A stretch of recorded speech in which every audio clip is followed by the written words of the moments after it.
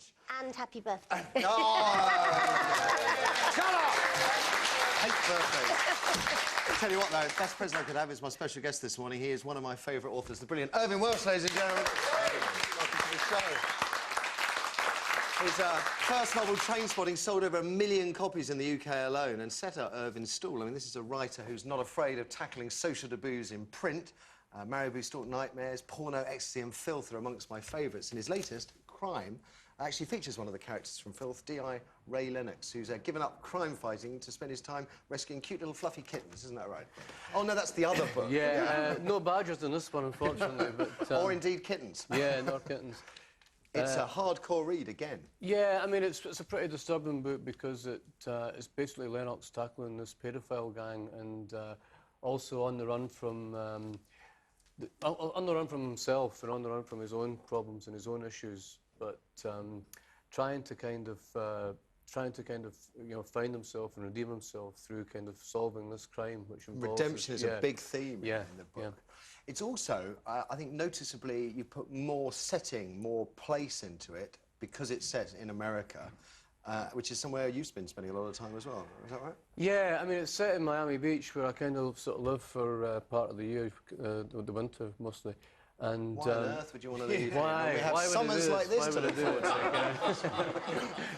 I should probably do it for longer rather than shorter. But, yeah, and I kind of wanted to get. I mean, I did a lot more descriptive writing in this stuff than I'm normally happy with, and I wanted to get that kind of to look at this place through his eyes. You know, this kind of stranger in a strange land type of thing. You know, it's and contrasting it with Edinburgh, where he comes from in the winter, which is, you know, it's night and day. It's you know, the colours, the shades, the textures. But I just wanted to get it from this disorientation from his point of view. You still get the seaminess in there. There's the kind of dirt under the fingernails, both physical and metaphorical, and I find that fascinating. You obviously enjoy looking into the dark side of people. Yeah, well, Miami is a very kind of sort of sleazy place as well. I mean, you know, we've all seen like kind of CSI Miami and Miami Vice and all that, but it is a very dangerous kind of rootless American city because you have. It's like kind of New York was 200 years ago, or Los Angeles was 50 years ago. It's it's that point of embarkation. It's where all the new Americans come in to the place for the first time. So it's not got that kind of civic culture that somewhere like, say, Boston or Chicago would have. You know, it's very kind of rootless, and there's a lot of because there are a lot of drifters that are attracted there from other kind of American metropolises, like, you know. Yeah. Trainspotting, I believe, the most stolen book from libraries and shops? Yes, I know. Is that something that makes you happy or slightly sad? It kind of does make me happy in a way. I mean, I remember one time I was in this shop in Glasgow, and I think it was Waterstones, and this wee guy came up to me and he goes, "You're Irvine Welsh, eh? I've got all your books. I've stolen every one of them." So, what do you think of that, then? And I said, well, that's fantastic, because I get the royalty anyway. It's a shop that takes the loss. So by all means, feel obliged to kind of put your liberty at risk for me. Like, you know so that kind of spoiled the fun for him, really. I wonder if that guy spends a winter in Miami Beach. On his ill-gotten gains. And one last question. I think from Edinburgh Festival last year, I think it was, there was talk about a follow-up movie to Trainspotting. Porno was the book that sort of followed up. Is that happening? It's been a long time in development. Yeah, well, I mean, I think we've all been a bit frightened to go near it, and we've all had other things that we've wanted to do. I mean, when I say we, I'm talking about specifically, in the first instance, about like Andrew MacDonald, the producer, or John Hodge, the screenwriter, and myself, and Danny Boyle. But we're talking a bit more seriously about getting a proper script together now. You know, we're kind of with the same actors, the Ewan McGregors in this one, because in many ways he got a very big break from Trainspotting, didn't he? Yeah, I mean, I think you have to look kind of at the start, you know, and the starting point is the script before you talk to actors. You know, you can't really say you want to do the follow-up to this when there's no script. You know, we have to get the script together first to show it to actors, and to hopefully, you know, they're either interested or not on the basis of the script. You know, you can't really sort of just say, let's do a follow-up to Trainspotting, and everybody's in and have not seen a script. So that's the starting point, is to get a good script. So and get it it's strong. definitely a definite maybe. Yeah, definitely, maybe the usual. Everything in film is just like that, isn't it? Listen, great to have you here. It really Thanks a lot, is. Matthew. We got, I think, a show you'll really enjoy, and you guys at home. There's certainly some big, big discussions to be had this morning. We kick off, though, as per usual, with the headlines. Irvine will take us through those. Nice one, thanks for that. Time for the papers. What's making news today, then, Irvine? Anything happening?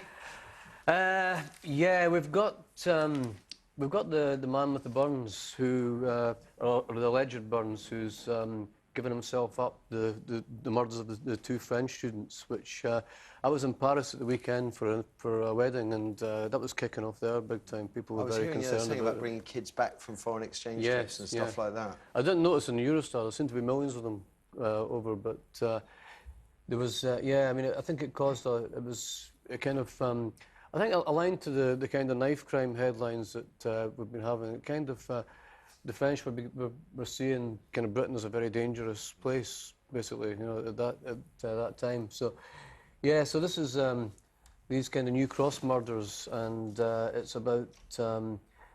The police have got someone in. And, the Sun carries an astonishing story saying this bloke that walked in, he couldn't get seen by a policeman, and he was complaining, no one wants to talk to me. And actually, I think there were other people in the police station trying to get people's attention, saying, this man wants to hand himself in. Right? Yeah.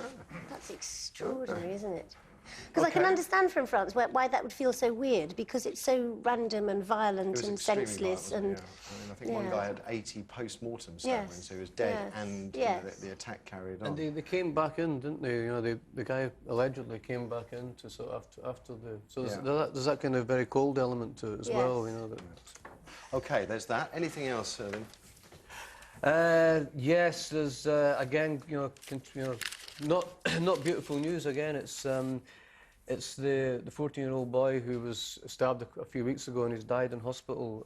So he would be what, number 19? He's number 19 now, yeah, and you know the crux of it is that Jack Straw is kind of still ruled out jail for people carrying blades. I mean, you kind of know the story. What should we be doing with knife crime? I think it's a very difficult thing to do, and I remember, you know, it's never really been in the culture in London until recently, and it's become very much part of the culture. Why? And I don't know why. I mean, I think it's obviously related to drugs and to the underground economy and the way that kids feel that they don't have opportunities outside that underground economy, and therefore to survive in that underground economy they have to be ruthless. And it's kind of but the danger of that is that it becomes part of the culture and it becomes an accepted thing. Amy's very concerned about the fact it's happened in Scotland for years. It's been in the culture. It's been, you know, Glasgow had this this Operation Blade in Strathclyde years ago, and they got an amnesty on knives, and they got people to put the knives, you know, bring the knives to police stations, and they melted down the knives and they built these statues and all this kind of stuff. And I think it was. I kind of sort of dismissed it at the time as a cosmetic thing, but I think it did have a kind of a consciousness-raising sort of impact. So I think perhaps looking at things like that, looking at amnesties and looking at people giving up weapons as a way of forcing the issue and making young people think about it, think about what they're doing when they're carrying a knife. OK. Anything else in the papers? Any other stories about anything cheerful? I don't know if you'd call it cheerful, but it's Max Mosley and his in his perfectly harmless private activity.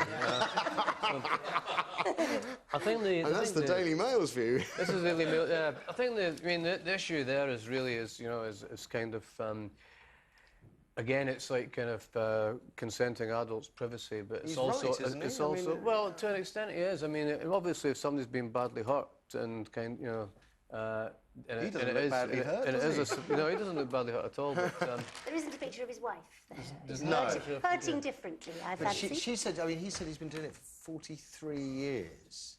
3 years after he got married, he started going for this sort of beatings and it must make her start to look back in the diaries and all that kind of stuff and think, where was I when all this was going on? Or where was I not when all this was going on?